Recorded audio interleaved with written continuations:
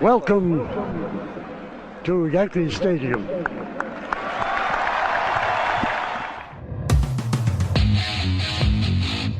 They win the final game 5-2 to remain the baseball champions of the world. The Yankees, with this 9-0 crusher, have won their 17th World Series. The Yankees again are world champions. The Yankees win their 21st World Series. The Yankees are champions of baseball. Ball game over. World Series over. Yankees win. The Yankees win. The Yankees are back on top. World champions for the 27th time.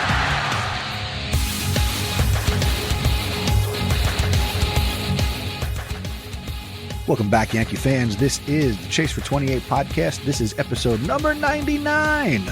My name is Chris, and I'm joined by the Podcast Padre. What's going on, Pop? 99 of these episodes, eh? We should have a lot more, but we don't. But hey, hey, we have 99 more episodes than everybody else who says, I'm going to start a Yankee podcast. So there you go. There we go. This is like 3 years, right? A little longer. This started out as I think we were in the end, coming out of the pandemic project. Oh, okay. All right. You got to try to get AJ for that episode number 100. I reached out to him today because we normally do some other podcasting stuff on Sunday nights, but he's on his way back from a little league adventure in Maryland on his way back to North Jersey. There you go. That's the life of a parent. You're a chauffeur. And he's a coach. Oh, the coach too. All right. Yeah. All right. So let's get into this episode in Yankee land. We're recording this on Sunday, June 8th. The Yankees are in the midst of currently losing to the Red Sox in the Sunday night baseball game. And yeah. I don't think the Yankees should be on national TV anymore. Yeah, this is not working out good for them. Yeah, they don't fare well. Bad thing about that is the World Series is on national TV, so. I think they'll rise to the occasion next time around. Oh, well, it is what it is. It is what it is.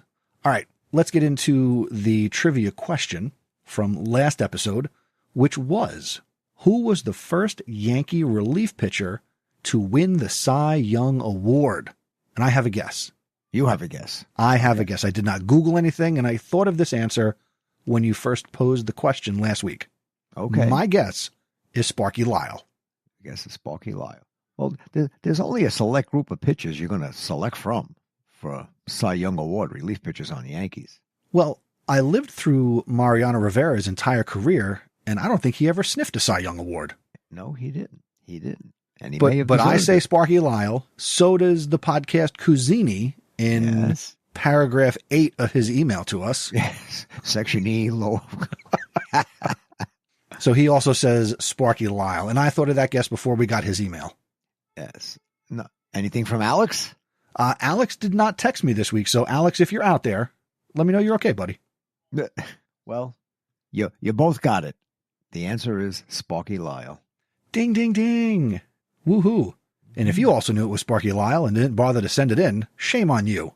That's right. All right.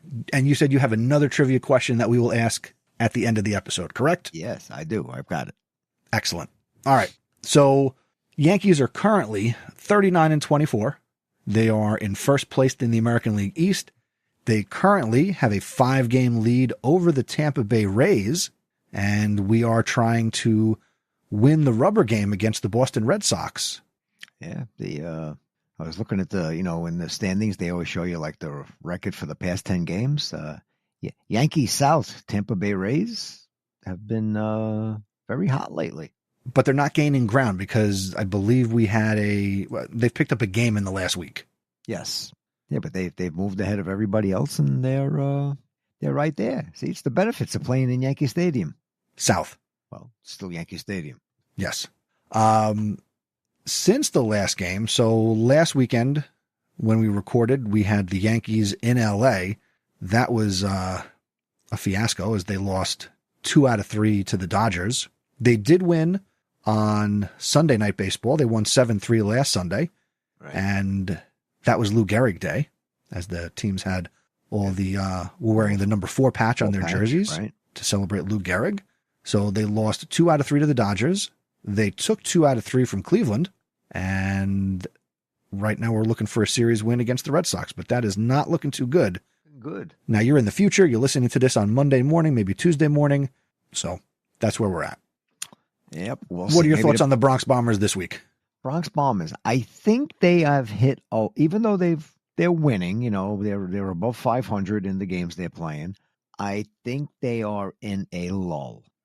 They're not like bashing and pounding. Some players are starting to come back to earth, and it just looks like offensively they're in a little bit of a lull. And each starting pitcher seems to be taking a turn at not having his best game. Okay, I'm with you. And the bullpen's a little iffy now. Although good news, I mean, Weaver pulled a hamstring in L.A. and they thought he was going to be out, 4 to 6 weeks. But now they're saying, maybe not. He's been on the sideline. He's throwing, and it might not take that long. So it's nice when the injuries aren't as bad as you think. Yeah, because I think, Devin Williams has had one good ending and one, what's going on here ending. Okay. They have to move him. He cannot stay on this team. They need to play him just enough to keep him having any type of value, and they need to move him. I don't care where he goes. They need to trade him. I'm done with Devin Williams. Well, you could be done with him, but I'm going to tell you right now, he ain't going anywhere. Why not? They're not going to move him. They're not. They're going to wait for Weaver to come back, and they're going to just keep hoping that Williams hits his stride as, an 8th inning man, and maybe he gets his confidence back. And if Weaver pitches 2 games in a row, then Williams, then he could pitch the 9th.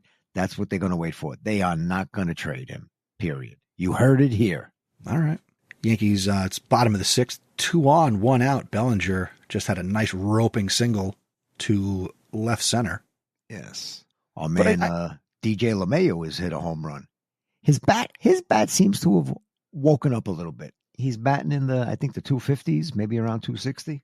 Is there anybody who's more fresh than him right now? And all right, let's talk about this because Go ahead. we said when Jazz was coming back, like, why isn't he playing second base? I said he's got more range. He should be at second. DJ should be at third. And then, I don't know if you saw the thing this week where they said, Paul Goldschmidt's working out at a new position. Now, when I see that headline, my mind said, Paul Goldschmidt is a first baseman. First base, you used to like a lefty, hitting the ball hard right at you. Oh, okay, I can go over and play third and do the same thing with a right-handed batter hitting the ball right at me. And then what do I read? No, 37-year-old guy, he's working out at second base. I am confused. He's not going to play second base. I didn't say. Do you listen to anything I say? The article said he's been working out at second base, period. And that's the point I'm trying to make. Why in God's name are they making him go over and take ground balls at second base when you've got to learn a whole new position? The man's been a first baseman since Moses was in the desert. You're supposed to laugh at that one. How do you learn to play? You got to learn to pivot on a double play and do all things around that base. My mind says if you're a first baseman, all right, if you want me to learn something else, maybe I can go over and play third. I got to throw the ball to first, period. I just don't know. Why are they hell-bent on putting Chisholm at third and everybody and their brother, you can go play second base? I don't understand this. Da-da-da. Paul Goldschmidt walks, bases loaded. Jazz Chisholm coming to the plate. Hopefully he don't swing. Now, real quick, I will speak about Jazz a little bit. So obviously we're going to watch this moment as it unfolds, but he has come off the IL and has been producing. I will say that. Yes. A couple of home runs, making contact. Yes. Life is good. But to go back to Goldschmidt, from what you read, and I think I heard a little whisper of that, was he legitimately working out, or did he happen to be photographed taking ground balls at second base for the fun of it? All I saw was, like Goldschmidt surprises fans working out at second base. I don't know how serious it is. I hope it's not serious at all. Maybe Chisholm flies out to left. Judge tags up from third. So he drives the run in. Yankees trail 7-4. Bottom of the 6th. You're in the future. You know what happened. Oh, My TV thing is behind what you just saw. Are you listening to it on the radio? I'm watching it on ESPN. No, I got it on ESPN too. And that just happened now. So it shows you how ESPN is different on different things with the delay and everything. Different devices, different places. Yeah, you were good almost 10 seconds ahead of what me seeing it. So you really Well, everybody's ahead of it right now. I'm in the future. You're in the future. Marty! What else stood out to you this week? It was a blah week. That's what stood out to me. There was really no excitement. I mean, it speaks to the point you made a little bit ago. Go ahead. I'm sorry. It speaks to the point you made a little bit ago about, they're kind of in this lull.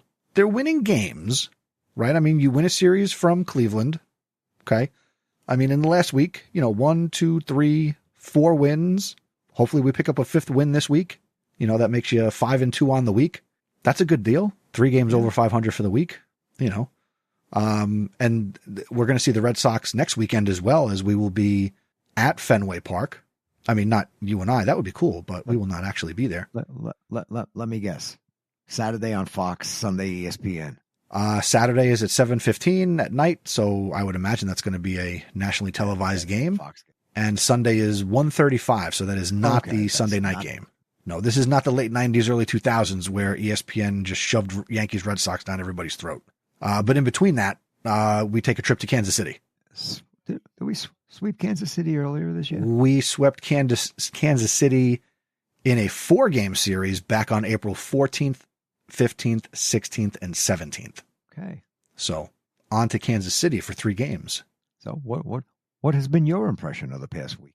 You put it into words with like the blah week, right? I just look to see, is the lead shrinking? And yeah, if they lose 1 game a week, in 5 weeks, they'll be tied for first place. But I don't think the Yankee bats like in years past. I don't think this team is cooling off where the offense goes completely dormant, right? If you're looking at, runs per game, I mean, they're not scoring. I mean, you look at the Cleveland game, they get shut out 4-0. But prior to that, the last time they got shut out was all the way back on May 2nd, where they lost. Oh, no, sorry. No, hold on. They lost 5-0 to the Tigers on April 8th. That was the last time they got shut out. Wasn't that like a game where it was like 2 degrees? Yeah, that was where they moved those games to the afternoon because it was like cold and colder there. Oh, that was one of those things I got from MLB today about the Yankees. And you know what their answer to second base could have been? What? If they had signed Gleyber Torres. He's doing fine in Detroit. He's cut down on his approach at the plate. He's walking more. He's striking out less. Volpe just hit one up the middle off the pitcher's butt. Yes, I saw that. So the bases are loaded. Bases loaded again. Now we need the big hit. This is Yankee Red Sox. Things happen. Yes, it's the ghost. Ooh, off my butt. Who's coming up? Right in the butt. Yeah. Just sort of slow motion. Oops. Looks like Grisham's coming up. He's 1 for 2 on the evening. All right. See, again, he's one of those guys who he's kind of cooled off. Right. I mean, no, I don't think anybody expected him to bat, 310 for the year, but it's amazing when they cool off how quickly the batting average dips. Yeah. It's like you're batting 310 and 2 weeks later, you're batting 250. Well, that almost gets away from him. You'll eventually see it. Yeah. I mean, I'm seeing things a good 10 seconds later than you. Well, I'm seeing it through DirecTV, so maybe DirecTV is a little lagging. All right. I'll let you look at that. I will then quickly take a moment to thank SeatGeek for supporting the Chase for 28 podcast. SeatGeek is should be your app of choice for all things sports, concerts, and more. You can get the app by going to chasefor28.com/SeatGeek. Use our promo code chasefor28 at checkout on your first purchase, and you will save $20 on that first purchase. So pick up some Yankee tickets this summer, pick up some concert tickets, but hey, let's go Yankees. Buy Yankees tickets, and thank you to SeatGeek. All right. You know what has been on my mind since yesterday morning? I get up and, I have the key to Walmart. I open it up on Saturday mornings. Yes. They changed the fan changed their host on Saturday mornings. Now Joe Beningo is on from 5 to 9 in the morning. Okay. And now The man is a die-hard Met fan. All right. Oh, the pain. Oh, the pain. Mets, Jets. I think his one redeeming quality is a Knicks fan. Yeah. But I mean, die-hard Met fan. Somebody called him up, and they were a Yankee fan, and they like put down the Mets and Soto and blah, blah, blah. And I almost called a fan because then Joe Beningo said, see, this is a typical Yankee fan making comments like this. And I wanted to call up and say, how dare you say that that's the typical Yankee fan? Because if I did the same thing and I told you what I thought the typical Met fan was, you would say, no, that's not the typical Met fan. Let's face it, Yankee fans and Met fans, we each got our group of a-holes as fans. Listen, bro. Listen, John from Jersey. All right? Listen, bro. Come on. But you don't know pain like I know pain, John. But again, that's all the man talks about is his pain. But the way he just categorized it and just said, this is the typical Yankee fan. No, it's not. That's the jerk Yankee fan. Just like there's the jerk Met fan. Period. Looks like Grisham walks on the no call on the check swing. Yes. Yankees trail 7-5. LeMahieu is up. DJ LeMahieu. He's 1 for 2 at a home run tonight. Home run. Just swings under a top of the zone fastball. Oh, that should have been strike 3. Should have been strike 3. Yeah, but it's not. So on we go. It's not. You got to go. Oh, I'll tell you that story when we're done recording about something that happened in the game today. Okay. Okay. Yes, you did a little umping. So we got anything from comments we want to pass before the next trivia question on your cousin Jimmy's essay that he wrote? Do we want to go through this? Well, I got to go to bed eventually. All right. Let me quickly skim this. All right. I'm going to go to paragraph 4, section 1, where the Cruzini says, quote, regarding Juan Soto, the decision not to sign him and reallocating funds to fill obvious holes instead, completely agree. Soto is a generational talent. I disagree. I think that's a very overused phrase myself. Yes, with him, very overused. Yeah, especially not a this season. generational talent. Nope. No. I would call Aaron Judge more of a generational talent based on what he's doing. Yes. No doubt. But having seen him play now for 1.5 seasons, I am comfortable making these observations. Had he not gotten greedy, I was willing to pay him what he wanted. But there was something off when he signed with the Mets. And yes, there is a tinge of Yankee jealousy in that comment. But in my heart of hearts, I believe he is, at his core, a me and not team player. He is a subpar right fielder, and I was not comfortable with him pushing Judge to center field long term. Very well written, I must say. Yes. Oh, now he's going to get on me for being sarcastic. No, James, that was not sarcastic. This is sarcastic. So he says goodbye and so long, Soto. Now, all right, I'm going to pick on something here. Go ahead. He said that he will add that the downside to our analysis of last year's signings is that they are temporary and are not permanent. Wait, which paragraph are you in? It's after Soto. Go after Soto. Okay. He says, good luck to the Metropolitans, blah, blah, blah. And then he says, yeah. The downside to your analysis of last year's signings is that they are temporary and are not permanent. So when was the last time you signed somebody as a free agent to a life contract they're all temporary? No, the rest of his sentence. So, for example, he's saying those numbers for Goldschmidt, etc., are not going to average out over a whole season. So yes, the fact that Goldschmidt has been very hot here in the first half of the year, we said the same. I think that's the point he's making. We said the same thing. The man's not going to hit 3-4-7. Now, I think Goldschmidt. Well, then he tried to be funny. He says, I suppose that's baseball. Emphasis there on tried. See, now Goldschmidt, I just think they took as a stopgap. They're like, Ben Rice, I know you could play first base, but are you the answer there? So let's get somebody. And Goldschmidt's available. And Goldschmidt is more than filled the bill. Let's say Goldschmidt ends the season batting .275 and he hits 15 home runs. do they turn around next year as a 38-year-old and sign and bring him back? I would be surprised. I don't think they'd want to go with him. I would also be surprised. I would more lean into, hopefully Ben Rice is spending some time with him, and Ben Rice is playing some first base this year. So, I mean, Goldschmidt's not playing every day. So it's almost like in the NFL. Let your rookie quarterback learn and get tutelage from the veteran quarterback. Let Rice learn how to play first base and get some tutelage from the veteran first baseman, former MVP, and maybe he is the heir apparent to first base. Yes. Which is going to come at significantly less cost than re-signing Paul Goldschmidt or going out and signing somebody else. You've got somebody who's homegrown under your control, and now you can again use the money to go out and make a signing to fill another need. What they signed him for, like $12 million? Yeah. Something like that. And then but you could roll that into another pitcher. You could roll that into the bullpen. And then, like, I think Bellinger, I think he signed a 3-year contract with Chicago, but his deal is he can opt out after a year. So I think there's one more year on that. So with him, it's just a question of what kind of year he has now, and does he feel like becoming a free agent again this year based on whatever he does with the Yankees this year, or like, okay, I like being with the Yankees. I'm not opting out, and I'm staying here next year, and hopefully they'll sign me. From that point on, I'll sign another contract with the Yankees. But he's another one. Yeah, I pulled up Bellinger's contract.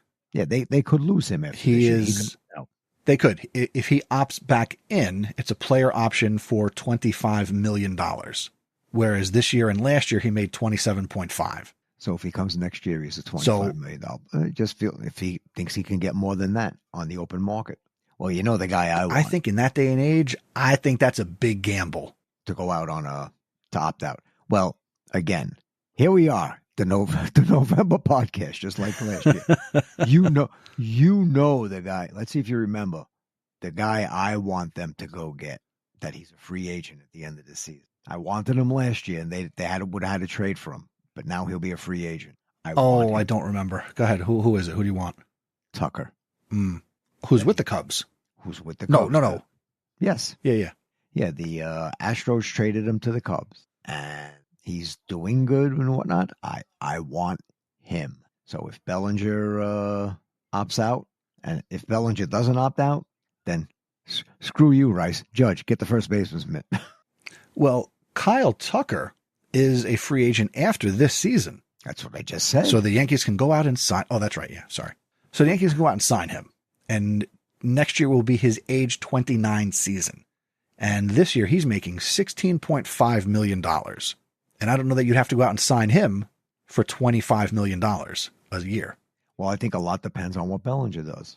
Yeah. If Bellinger stays, then maybe they don't go out and get him. But if Bellinger ends up with a good season and he decides to opt out to see if he can get more money, then I turn around and I go get Tucker. I just go get him. I'll pay him $30 million. That man was built for Yankee Stadium. He will give you. I think he can give you what Soto gave us last year. He can hit 40 home runs. He can hit 280, 290. I think he's a better outfielder than Soto. A lot of people are a better outfielder than Soto. Well, he can give me Soto numbers for a lot less than Soto money. You are correct. Again, that's the November podcast.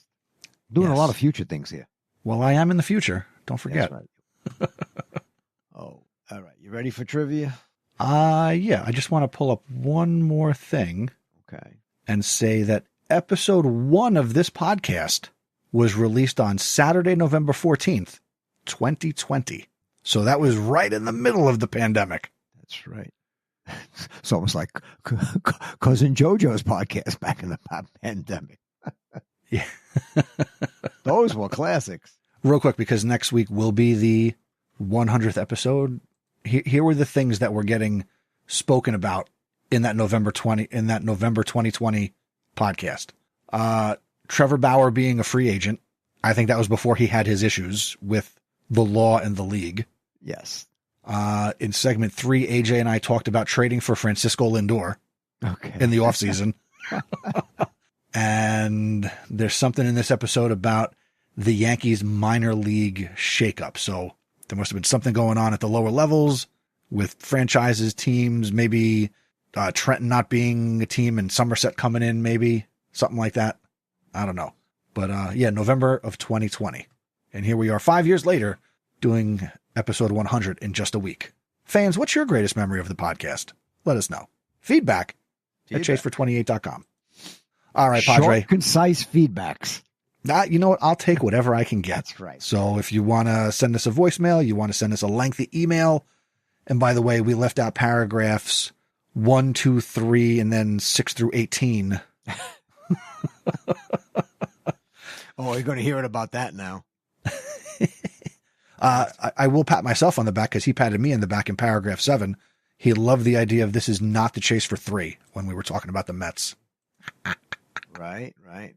He agrees with me on my feelings about Volpe. Yeah, right. Uncle Padre. All right. Well, we'll see what he comes up with this week.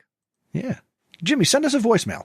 chasefor28.com/voicemail. Yeah, maybe we'll have to invite him into the studio at some point. Now we're pushing it. I'll be happy to have him on. He did a nice job a couple years ago. That's right. When he wanted to burn Torrey's uniform. Yes. All right. Ready for trivia? Yes. What is our trivia question? Okay. Another pitcher's trivia. Who was the first Yankee pitcher to win the World Series MVP? I have a guess in my mind right now. Can't say it. I'm just saying I have a guess right now. Okay. You can tell me after you stop recording. Yes. And the only thing I'll throw in here at the end is on our Nintendo Switch. Your youngest grandson finished his first Little League season in 3 years. So this weekend, we purchased the digital copy of MLB The Show 25. So baseball video game. Right. So we did a home run derby. He and I, we both picked 4 players and set it up. And your little rat grandson went into the archives as we're picking players, and he put Babe Ruth on his squad. So here were the 4 players he picked. Judge. Ohtani, Ruth, and he had Ken Griffey Jr. Who do you have? I had, who did I have? I took Soto, Mickey Mantle, Stanton. Oh, who was my 4th one? Oh, Big Papi, David Ortiz. Tell me he kicked your butt. The finals of our home run derby was Babe Ruth versus Giancarlo Stanton. And Babe Ruth won 13-11. It's really quite a sight to see. Oh my goodness. Because then the Babe gets up and I said, Colton, you should pick left-handed hitters because then visually like he can think like a left-handed hitter that he is. Right. So Babe Ruth gets up and he's like, the Babe was left-handed? So he settles in on the couch and he's just hitting home runs and my timing was off. So I kept hitting foul balls that were 400 feet. So yeah, he beat me. What stadium was it played in? We did it where the in Atlanta's Truist Park, where the All-Star game is going to be this year. Okay. So that's where we were doing it. Oh, speaking of home runs, remember a couple of episodes ago, I talked about how Aaron Judge a couple of weeks ago hit the shortest home run of his career? Yes. I found out somebody this week hit a home run even shorter than that. Go on. I can't remember it was a Boston Red Sox guy. He hit it right down the right field line to the pesky pole. It landed right next to the foul pole in the first row seat. Wow. I think they said, I'm making a guess, but it was something like that's only 308 feet. It is right at the pole. It's 302 feet from home plate. 302 feet. Yep. But that's so now we know where you can hit the shortest home run. Yes. And there's an article from just a few days ago on Fansided that talks about the Yankee Stadium being 314 down the line and Fenway being 302 at the pole. But in this graphic, once you go past the pole, it goes way out there at Fenway. It jets out. I think it's 380 where a normal right field is. It is 380 at that little half bullpen wall at Fenway. That's 380. And it's 420 to the triangle in center. Yeah, no, that's a shot. That's a shot if you're a left-handed batter. Now, actually, the only other thing I wanted to comment on, because it is current, I saw this week that the Mets released the 2 rosters for their alumni game that's going to take place on September 13th. So prior to their September 13th game, they're having a Mets. It's an old timers day. Yeah, I was going to say for the it's Mets. old timers day. They're calling it the alumni game. Okay. And they're having two teams. They're having Team Shea, which is all players who in their career played at Shea Stadium. Okay. So And these then guys they're are having coming a out team wheelchairs. of City Field. Then they're having City Field as the other team. Now they're playing a 3-inning game. And the only thing I'm going to say, and this is a knock against the Yankees, it's been quite a few years since the Yankees have actually played a game for Old Timers Day. Yeah. Yeah. I don't know why they stopped. They do the nice ceremony. That's great. But they have stopped playing a game. And I wish they still played a game. Yeah. I don't know why I thought maybe like, okay, we don't want to do it in the summer. It's, 98 degrees. These guys are going to drop dead on the field. Well, have it early in the season. I think they stopped it definitely in COVID because they didn't have it during COVID. Yeah, but they should. But they got some guys there. You want to hear some of these players? This is for the Mets. This is for the Mets. Okay. So for Shea Stadium, you've got the managers for the Shea Stadium team, Willie Randolph and Bobby Valentine. Pitchers, John Franco, Mike Hampton, Al Leiter, Pedro Martinez, Rick Reed, and Billy Wagner. Catchers, Paul LaDuca, Mike Piazza. Infielders, Edgardo Alfonso, Carlos Delgado, Ray Ordonez, Jose Reyes, Robin Ventura, and Todd Zeal. Outfielders, the Flying Hawaiian, Benny Agbayani, Carlos Beltran, Andy Chavez, and Cliff Floyd. Then for Team City Field, you've got Terry Collins and Jerry Manuel managing. Pitchers, Bartolo Colon, R.A. Dickey, Matt Harvey, John Neese, Johan Santana, Noah Syndergaard. Catchers, Kevin Plawecki, Josh Tolley. Infielders, Asdrubal Cabrera, Ike Davis, Kelly Johnson, Josh Satin, Ruben Tejada. And the outfielders, Mike Baxter, Curtis Granderson, Juan Lagares, and Kirk Neuenhuis. Ruben Tejada, the Mets' answer to Giancarlo Stanton? Yes. He's got bad feet. Stanton's got bad arms. They're clones. You know who surprised me on that list? Syndergaard. I thought he was still playing. Yeah. He was last with the Mets in 2021. Yeah, he was on the Angels, wasn't he? The last team he played for. I'm going to baseballreference.com, the single greatest website in the planet Earth. He last played in 2023, where he was playing for the Dodgers and the Indians. They were the Indians then. Okay. But yeah, so he last played professionally 2 years ago, and now he's coming to Old Timers Day. But anyway, my main point being, Yankees, I'm sure we could find some people who will not drop dead, who could play a baseball game for 3 innings. Yes. Nick Swisher will come. Oh, Swishalicious will be there. But I feel like there will be somebody who I never see play in a game ever again. Derek Jeter. All right. This is a fun episode. Send us your feedback. The email, feedback@chasefor28.com. You can connect with us on social media. We are at chasefor28pod on Instagram and X.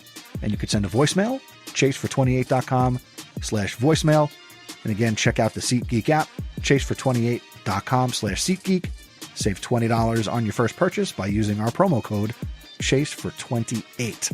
And we'll be back next week with episode 100. The Yankees will be in Boston at Fenway Park, and we will talk more Yankee baseball. Close it out, Pop. Close it out. Let's have a more exciting week this week, boys. Come on. Get some excitement going. Let's go, Yankees.